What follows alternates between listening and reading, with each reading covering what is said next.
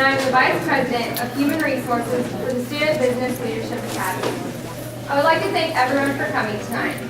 Before bringing Kyle Nobles to the stage to introduce our speaker, I need to make an important reminder. If you are receiving class credit, you must fill out a slip for each class that you are getting credit in. I would also like to note that if you are in Professor Osweiler's class, you need to give your slips to Austin Hildenbrand here. And at this time, I would like to invite the President, Kyle Nobles, to introduce our speaker for this evening. Thank you, Kyle.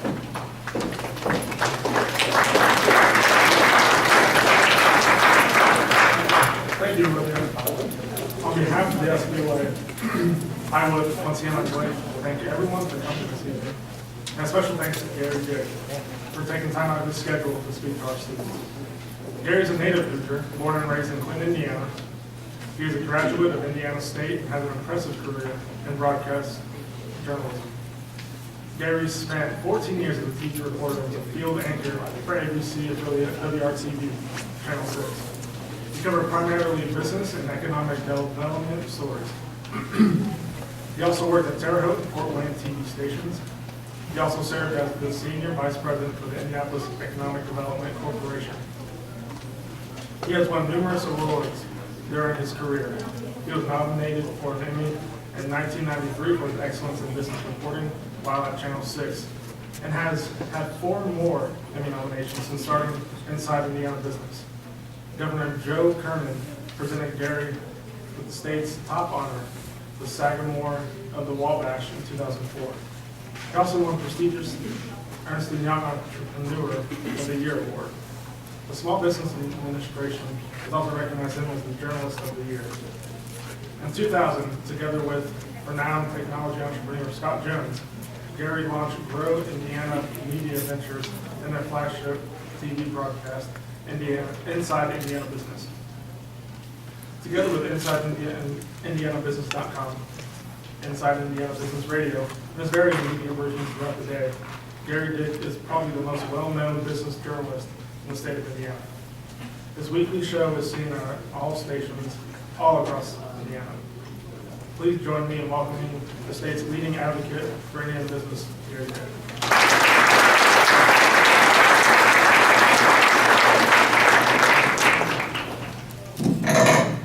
Kyle, thank you very much, and good evening, everyone. It's great to be here this evening, and I want to thank Matt Will for the invitation to be here tonight. And I will tell you, I'm very impressed by the organization that is putting this on. Kyle and Olivia, I know you were in charge of all this. Just had a great dinner as well, so thank you very much for the hospitality.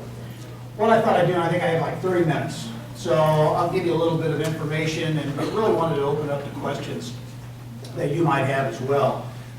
Anything you want to ask, no holds barred, especially about business, innovation, entrepreneurship, those types of things. I will tell you, you all are in school, and some of you maybe are seniors and getting ready to get out of school. But I think those of you who are getting ready to come out are coming out at a great time. Because here in Indiana, I don't think there's ever been a better time to be an innovator, to be an entrepreneur. It always hasn't been like that. Indiana, and I've lived here my whole life, great state. But we always haven't been real supportive of like risk takers and change. You know, pretty resistant to change, kind of doing the same thing over and over again. Daylight saving time, we had that for many years. Finally got that changed.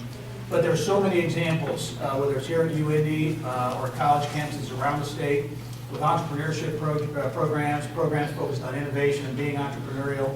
You all are coming out. When I came out of college, people still could go into a job and stay in a job for 25 or 30 years or whatever and retire.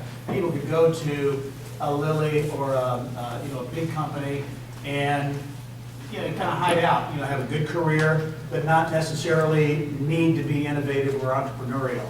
That's all changed now. You all are going to change jobs multiple times over your careers. And the need to be innovative and really thinking outside of the box, as they say, is going to be paramount for you, whether you start your own company or you work in a big company.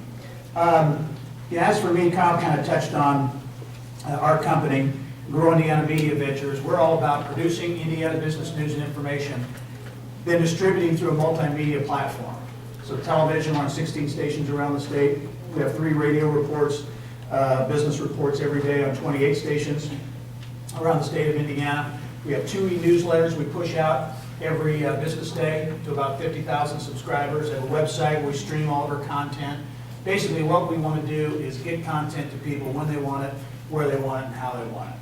And we've grown the company over the course of the last 12 years to a point where now more people get their business, Indiana business content from us than from any other source, and by a long shot. And people, when they look at that and they see that, and they say, well, you must have wanted to be an entrepreneur and own your business for a long time. You've always dreamed of that. And the fact of the matter is, that's far from the truth. I never in a million years imagined I'd be an entrepreneur or somebody who would own my own business. In fact, when I was in college, I wanted to be a high school basketball coach. Love sports, still do to this day, but I went to college and I said, man, I can't wait, I want to be a high school basketball coach.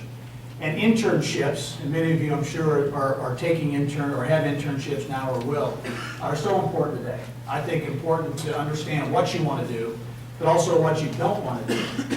My first internship was helping out a high school basketball program in Terre Haute, West Vigo High School. And enjoyed it. It was fun. But got to the end of the season, we were playing our big rival, Terre Haute North. Terre Haute North was a huge favorite against our little West Vigo High School team. And anyway, at that time there was not the three-point line had not been established in high school here yet. So there was no three-point shot. We were up by 3.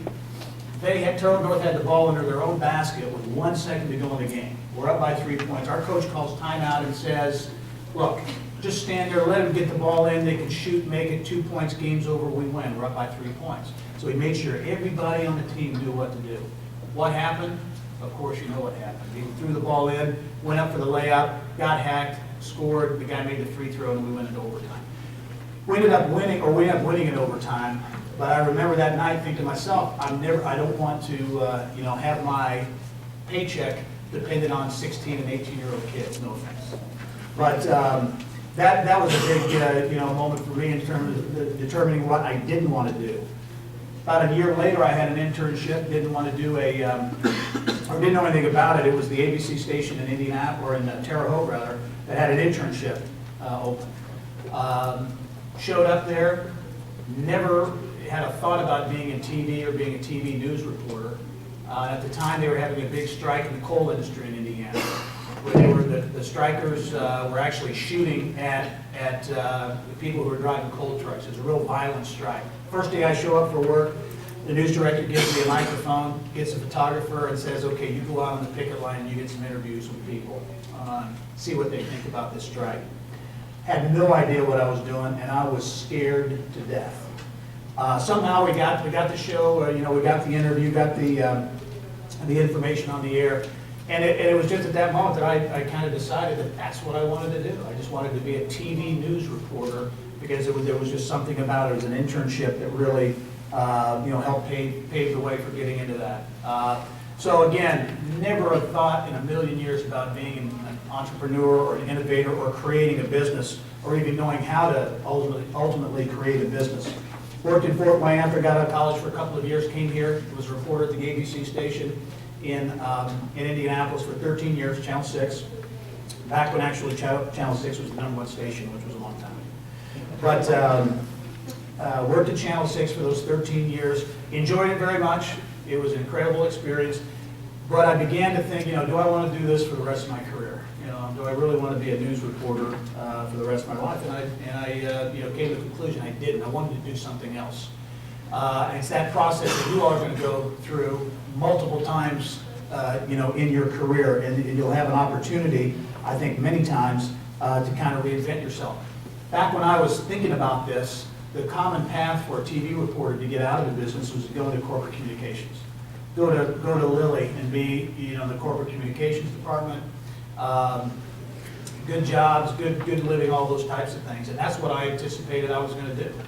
And again, things happened, and I was on the path to get a job, actually at Lilly, and some things happened, and the job fell through at the last minute. And as it turns out, it was the best thing that ever happened. I was really disappointed because I was ready to move on and go into into the corporate world and the corporate communications world. But that fell through. I was really disappointed. So it forced me to really think about, what my skills were. What could I do? What could I do to make a living, to kind of reinvent myself? And as I kept thinking over and over, I've been a TV reporter. I've got lots of contacts in the business community and elsewhere. I've been doing all these stories all over the state, central Indiana and around the state. What about a business show?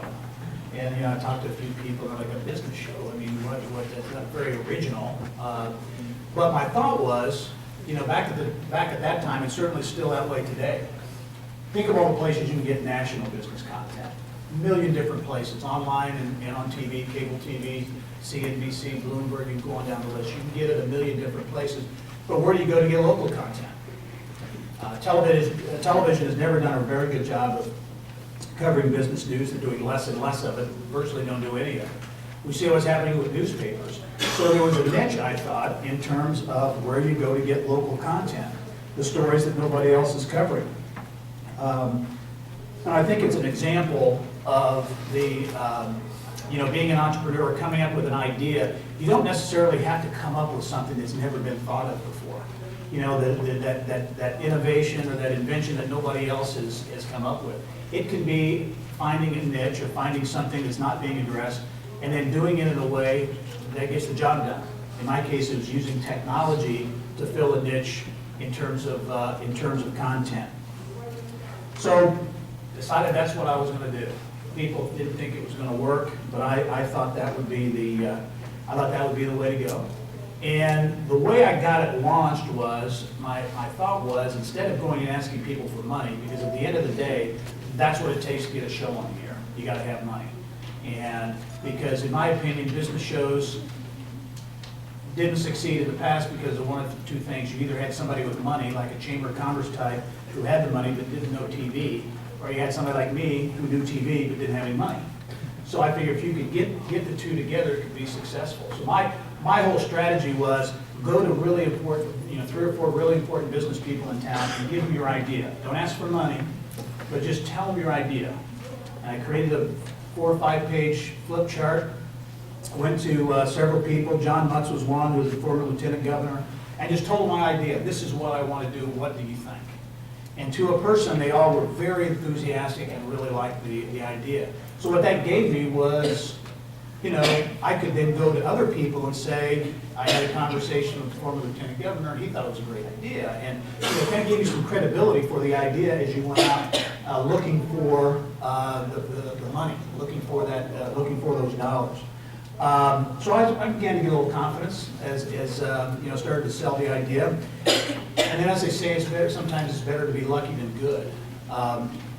Because I thought, well, I knew some people at the Kelley School, would be named the Kelley School of Business at IU. Went down to IU and pitched the idea to the dean of the business school there, thinking, I don't know what he's